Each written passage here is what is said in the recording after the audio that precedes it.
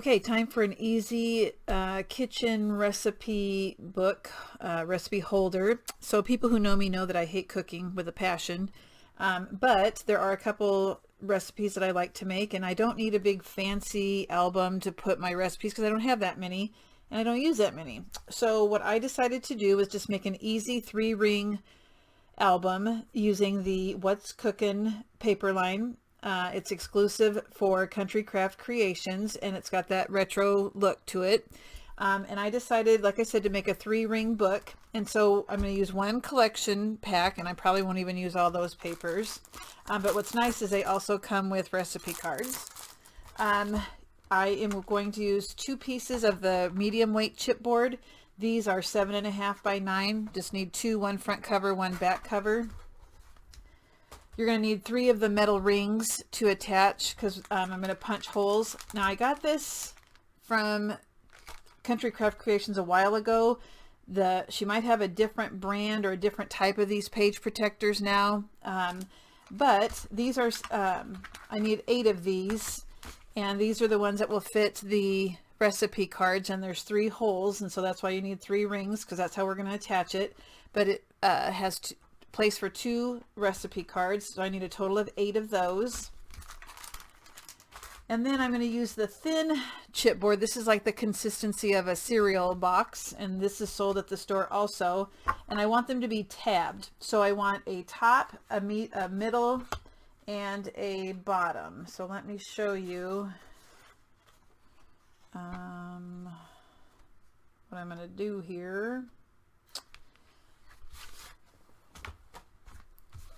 All right, so when you're punching these, this does go in your punch board, just so you know.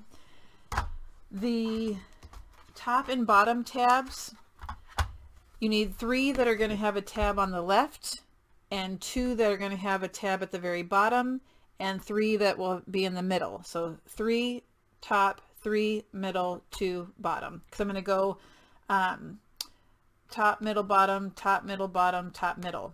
Okay, because I have 8.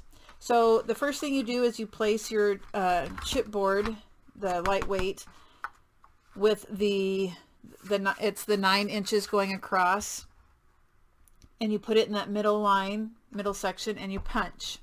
Then I moved it to the 2.5 mark, and I punched again. Okay, now I'm going to use this for my top and my bottom. So I'm going to do a total of 5 of this cut, so that 2 of them I'll just turn it around so that it's on the other side. Okay, so if you want to do a total of 5, you put it with the 9 inches going across the top, do your middle line, punch, move it to 2.5, punch. Okay, 5 total, 3 for the top, 2 for the bottom. For the middle, you're going to place again the 9 inches is across the top. Now you go to 3.5 and punch. Then you go to the 6 inch and punch. Okay, and you'll need 3 of those. 3.5, punch, 6, punch again. So to get the tab, then we're going to be using our X-Acto knife and a ruler, and we're going to cut off the excess. I hope my blade is not dull. So I'm going to place my ruler.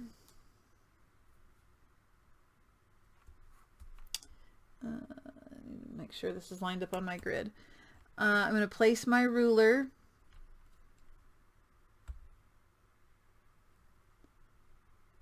so that I can cut off this section and this section for that middle piece. And you might have to go through it a couple times, but it's the thin chipboard, so it's not too bad. And on the other end, oh, it went through first time. Now you have to decide if you want to round your corners, and I think I do. I don't think I'm going to use that corner rounder though. I think I'm going to use this one. Do I want to do that? No. Here's what I'm going to do. I'm going to use my punch board, and I'm going to do the ends. So I'll use that center line right here, the center. And I have to lift this up because I have already punched here. And then I'll just do that on the end. And then on the other end, line it up on that middle line. And that will be our middle page. Okay, so it looks like a file folder. So then the other ones that have the top and bottom tab, you're going to get rid of the long section.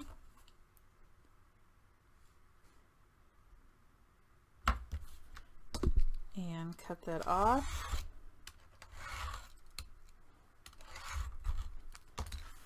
And then you're going to place this in your punch board. Line it up at the center guide and punch.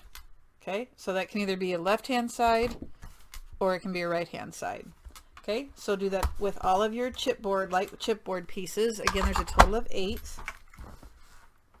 These pages are 7.5 by 9. And I'm going to go ahead and finish cutting all of the chipboard pieces. I cut all of my papers the same way as I did the chipboard. So you're going to need 2 pieces that are 7 by 9 for each of your dividers. And then you're going to go ahead and line them up the same way. At the top and the bottom, we're putting it to the 2.5 inch line. The middle one was 3.5 and 6. So I've already done that and I've cut them off. I just need to go back and do my middle, place it in the middle and get that corner. So I'm going to go back and do all that. I am going to ink my pages with ink before I glue them down also. So I just did the opposite on each side, the front and back. Okay. Well, I started working and then I forgot to hit record, but this book is so easy that it's not going to require a whole lot of instruction. So after I glued all of the pattern paper on, the only element that I really added, so I cut a piece of white paper that's 5.5 by 6.5, and I just added this little 1-inch strip down here, but I left it open so that you can tuck a recipe card in here. And then the purpose of that then is so you can look at a recipe while you're making it, and it's going to be easy to see without falling down.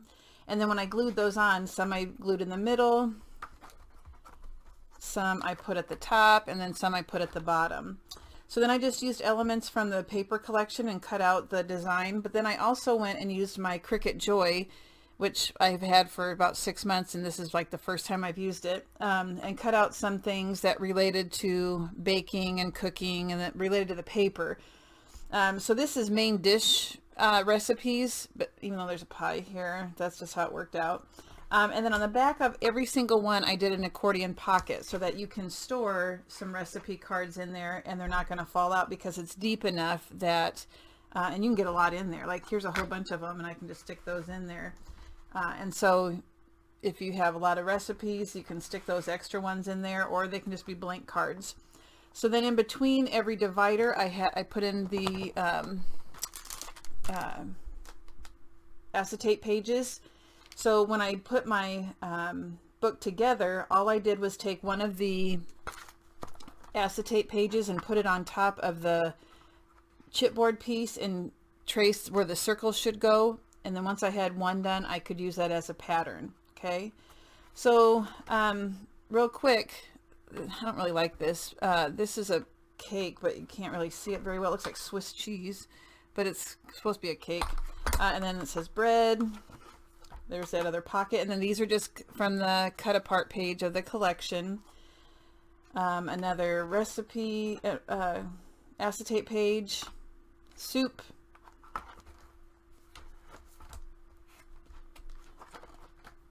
salad. I don't really like that L. Looks too much like an I.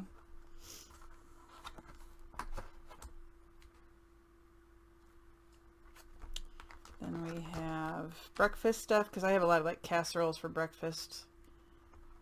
I have a lot, but I don't make a lot. Then we have dessert recipes. I thought that was cute. That's from the Cricut Joy. Again, these are open, so you can stick that recipe card in there while you're making it, and it will hold it so you can see it.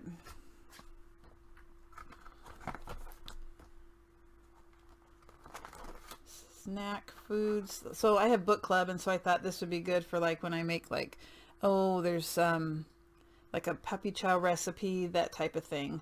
I have this popcorn recipe.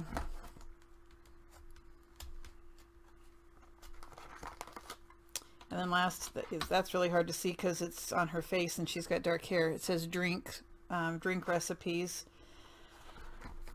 And there we go. And I left the front and back cover plain.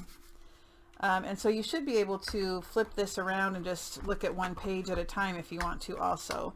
So let me show you. The only thing I really need to show you then is this accordion pocket. And I glued that 1.5 inches up from the bottom. So let me show you. You will need, let me get this out of the way, a 5.5 by 8 inch piece of paper. And the scoring is really easy. I've made pockets like this before. So put the 8 inches across the top. There's a certain scoring tool I want. Let's use this. And then you're going to score at 1/2, at 1, and at 1.5. Then I turn it one time so that the 5.5 inches is across the top, and I score at 1/2. Then I rotate it back to that 8 inch side and score at 1/2, 1, and 1.5. So this is going to be a 5 by 5 pocket basically. So then with your scissors, you're going to take out the 3 squares at the bottom. Can you see that? These 3 squares on both sides.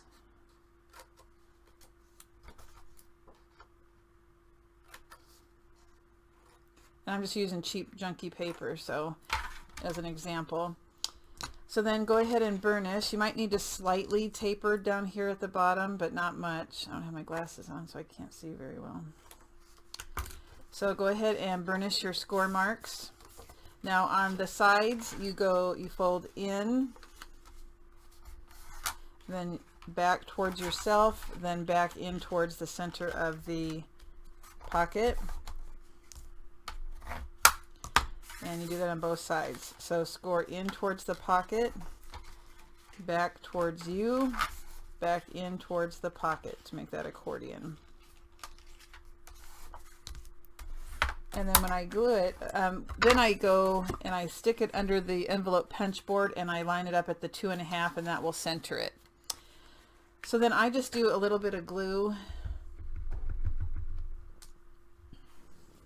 I put glue, I got it tucked in the bottom, and then I just put a little bit of glue here and here, and then I just pinch it closed, and I had a clothespin. And then I just let this sit. Sorry, I bumped my camera. I just put a clothespin on there and let it dry.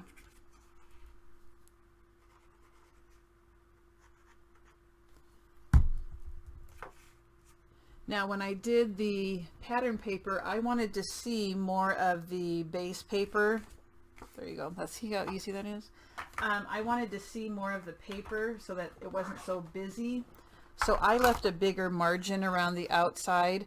So rather than go 1/8 of an inch smaller, I actually went 1/2 inch smaller so that there's a 1/4 of an inch border on all 4 sides. So it's, you know, it's not a lot of bling and fabulous lace and all that kind of stuff, but it's going to work for what I need it. It's just the right thickness also, I think. Because the pockets are accordion, even when I add the index cards, it's not going to really add that much bulk because these are already accordioned out and takes up space. So that's that. And then when you're folding it up, I like to have these rings so that some people add like ribbon to the edge of their rings, but I like to have that thicker piece on the outside so that you can turn your pages easily. So on the front, I just did 3 pieces. I did the long piece. I think that was like, I did 6 inches. This is a 1 inch, the middle, let me show you in the back. This was about 6 inches. This was 1, and then this was the remaining bottom.